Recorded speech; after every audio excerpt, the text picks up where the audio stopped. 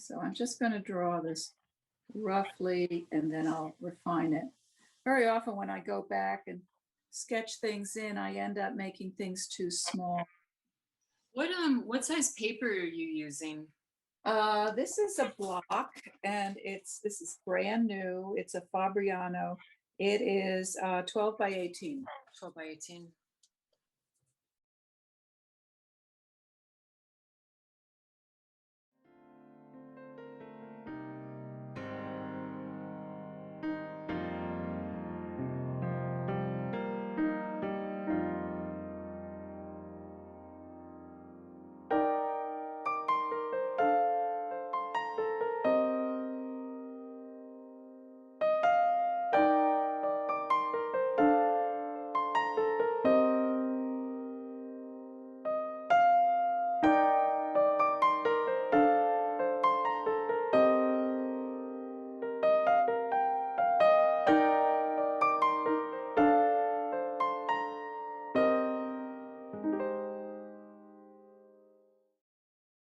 With natural life forms, fur and hair and things in nature, I will very often use ultramarine blue as one of my colors.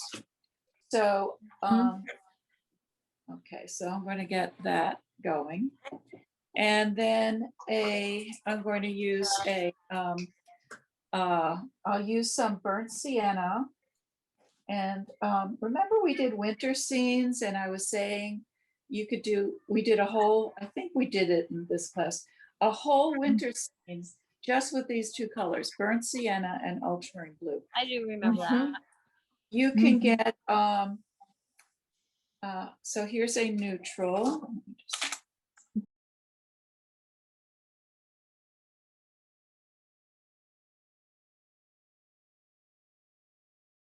All right, look at that gray. So nice. Neutral than that. French ultramarine is a granulating color, so you can get nice texture with it. The little particles aggregate, they attract one another. And so then if I wanted a warmer neutral, I just add more of the burnt sienna. And then of course I can also have a bluer neutral. And so you have a nice range, and this will keep things simple. And if I drop salt on it, these will be very cooperative. They're not staining colors. So burnt sienna might stain a tiny bit, but there, I just dropped water in and see it pushes it around nicely. So another thing Carl Martins does is he'll just touch, if he does a big wash, he doesn't just use a salt, he'll use a tiny brush and just touch the wash. Let me just do this right, my notebook. So here's a neutral wash going from warm to cool. And so this is a Holbein multimedia paper, the sketchbook. So it's not, you can do a limited amount of water work on there. So now I'm going to take my salt and I'll just put it on there and oh, that's right. I'm just going to let that dry. This is like Hansen paper. So it puddles and it dries too fast. So it doesn't keep the paper moist consistently. I'll just put a few grains of salt in the wet areas because it's already drying here. So there's a little salt. And then I'm going to take a little brush, itty bitty brush. Now, when I say itty bitty, this is a 6.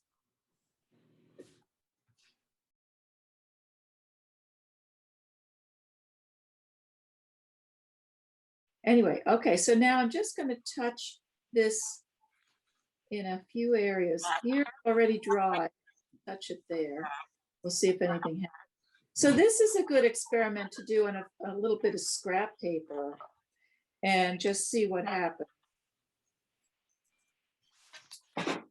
So here, you can see how the water I dropped creates a texture. Oh, cool. So I could have flicked it, you know, like this. That's one way to do it. And then I have the salt, and that takes a little longer to take effect. So we'll look at that later. Anyway, so I've decided on my colors, and I'll put that aside. Okay. So it's only the eyes I really have to be careful. I always do the eyes first. I know I shouldn't, but No, that's I do that when I do dog portraits. I'll do the eyes first.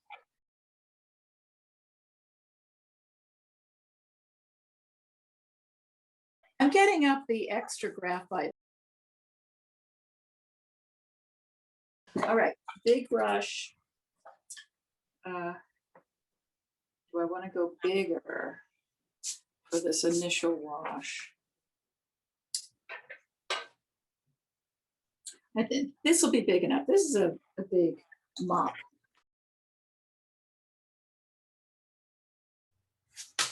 So let's see what color we. So that's very light. So I'm going to start with this, and then while it's wet, I can darken it. All right. Well, I'm going to start with this guy and move this way. Are you doing the eyes first? Well, I'll be painting around the eyes. I may go over this guy's eye. Did I do the eyes big enough? This guy's pupils are huge. I'm doing the bodies first, but because I want to do them loose. And so I'm painting around the eyes and the beak.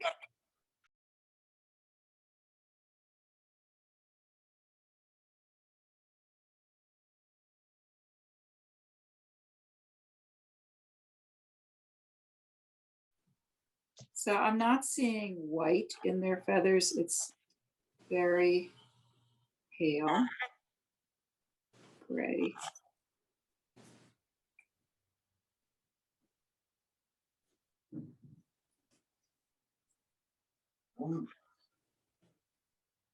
I'm going to have an extra brush handy and another kind of big brush, just where I want to, because they're very soft and fuzzy. yeah. So I just took some water and went around the edge of the bird. Their wings are more of a hard edge sort of thing, but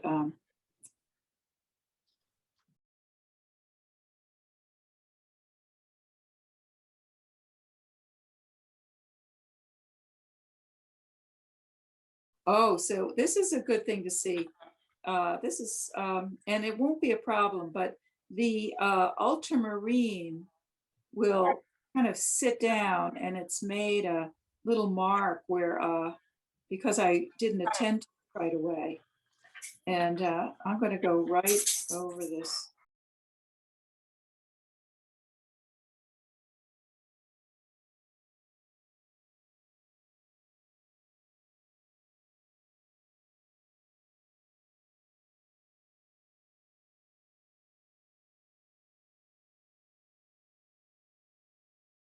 And so now I'm going to go right into this fellow.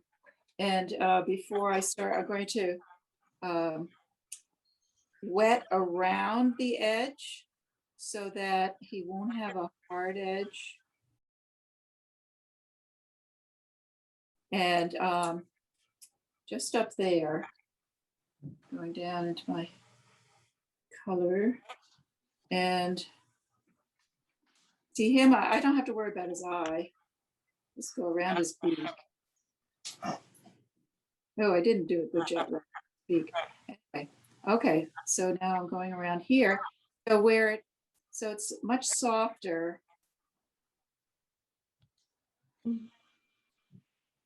And make sure this is a very dilute wash you're using, because what I've done here is going to dry light. So I can go in and make it darker. I'm going to go right into this fellow. because I want these two to be kind of joined at the shoulder. So I don't want a hard edge. And I'm probably going to make the pupil smaller, fellow. What's this? It didn't stay wet long. Anyway, the Fabriano takes the color so beautifully.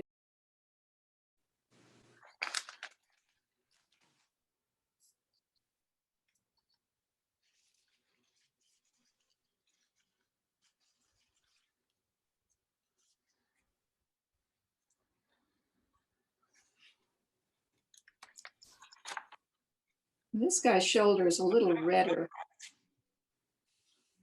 But I want to get all of this in, this initial water.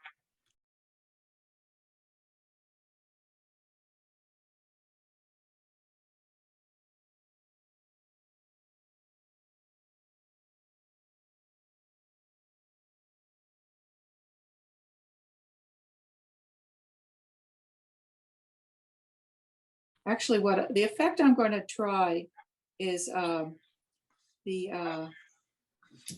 just touching it with water.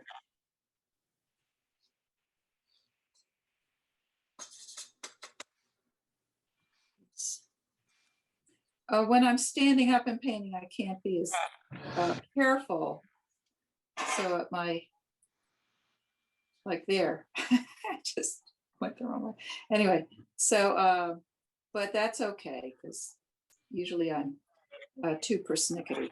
Now here I got a bloom, but actually the top of that bloom looks like the part of the texture of the feathers, the feather pattern.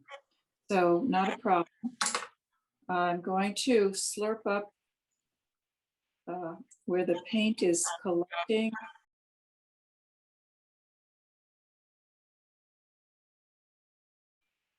And all right, so here it is so far. And I'm going to try something with my rigger brush. This would be a mistake, so let's see how I do. You try it. I'm just going to do a little spatter for texture, because I think I missed the boat salt wise, because you know, with salt you have to get it on at just the right time. So that's just a wet little bit of water. It's just water. Mm-hmm. And I'm just tapping my finger, and with, you know, I don't have that much control, but I think I'll get an interesting texture.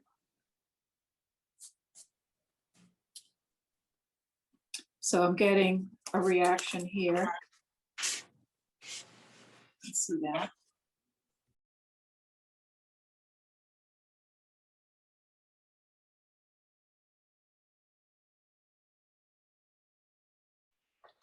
Now, before I go farther, I just want to change the size of this guy's pupils.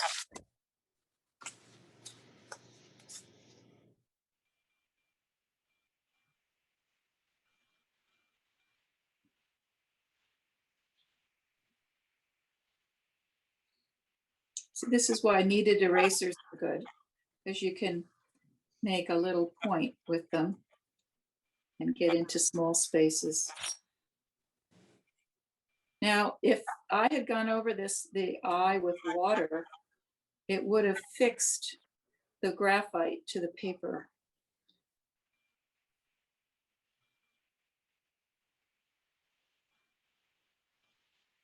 Okay. All right. So that's our first, oh, I didn't do over here.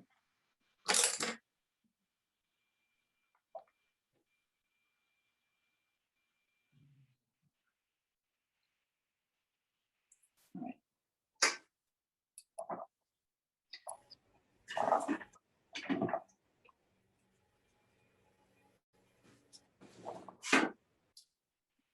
So I'm going to start over here and work this way, and gives more attention to, I'm going to start with the eyes.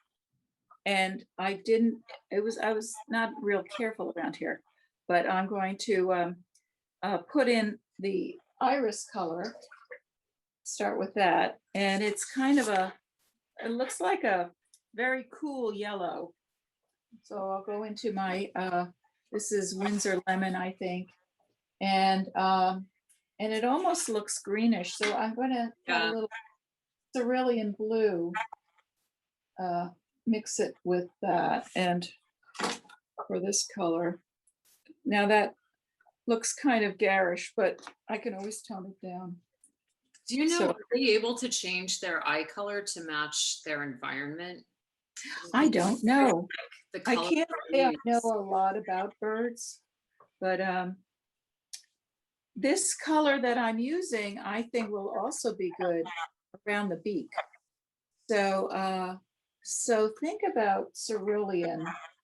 In fact, I'm going to make this mostly cerulean because this eye's in shadow.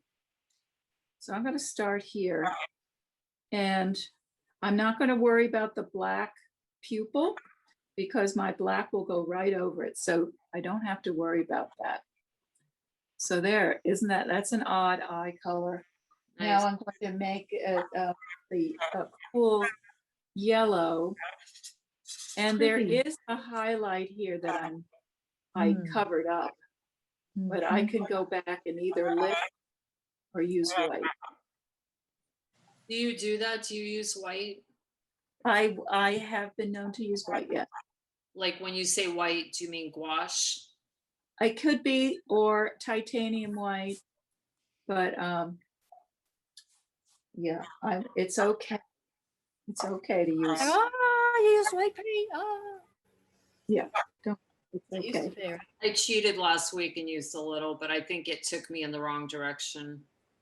Well, don't, I would actually like to try painting with using opaque colors, like start out with a transparent watercolor and then I add a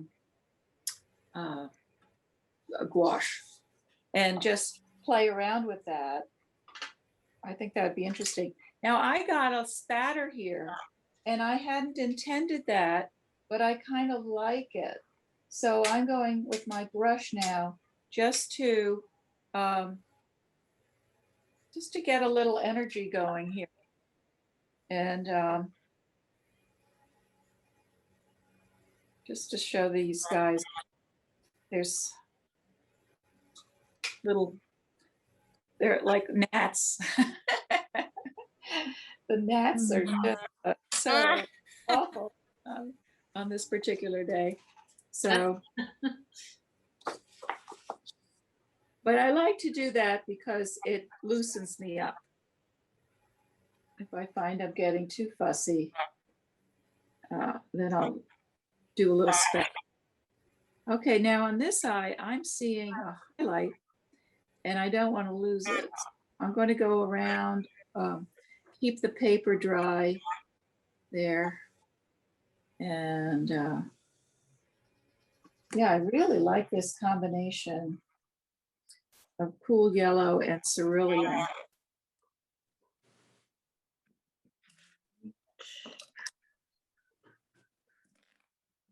What yellow is it? It's a cool yellow. I think it's either Hansa Yellow Light or Winsor Lemon.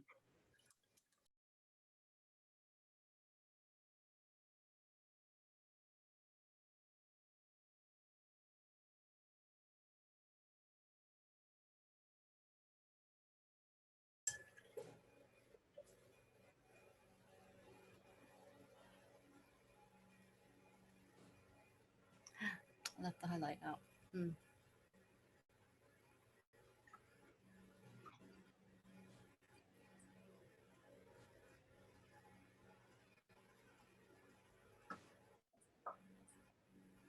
Yeah, so this color combo works for the beak as well as the eye.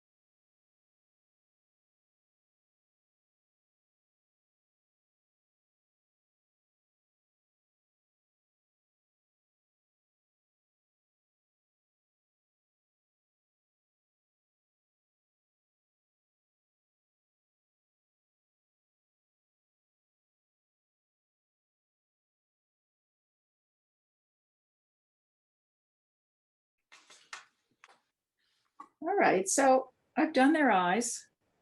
And so now I'm going to give their fur a little attention. I'm going to add some value to this. And so I'm going to stick with the same colors, the burnt sienna and ultramarine blue. And I might even introduce a little, no, I'll stick with those and keep it simple. Okay, so I'm seeing a lot of shadow around here. So I'm going to do some,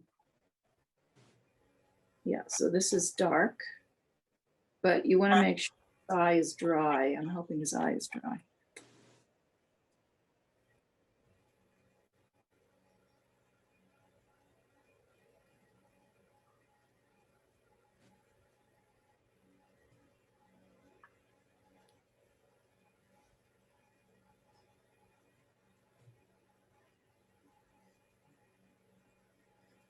Okay, so oh, there's some burnt sienna on my brush. I didn't mix. It's okay. It was a happy accident.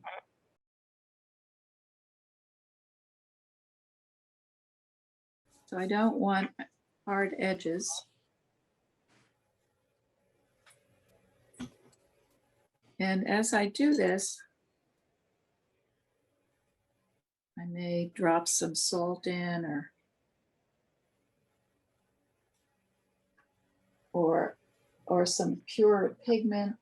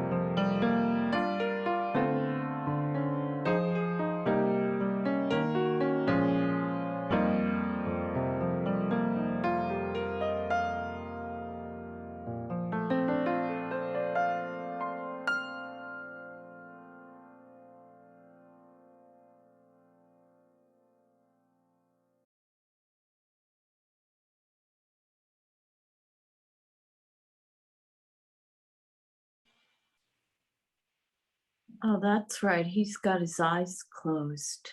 Yes, Mm. and I think he looks like he's laughing. No. That's what's so charming about him. Cute.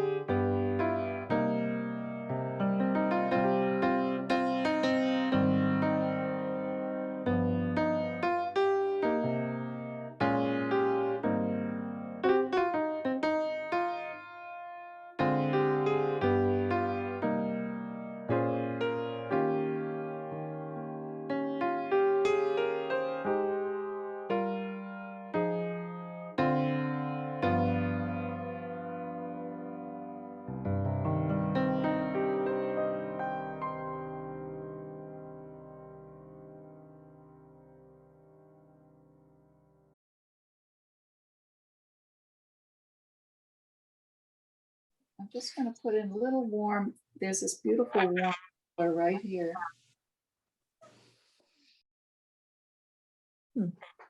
Here, I like that.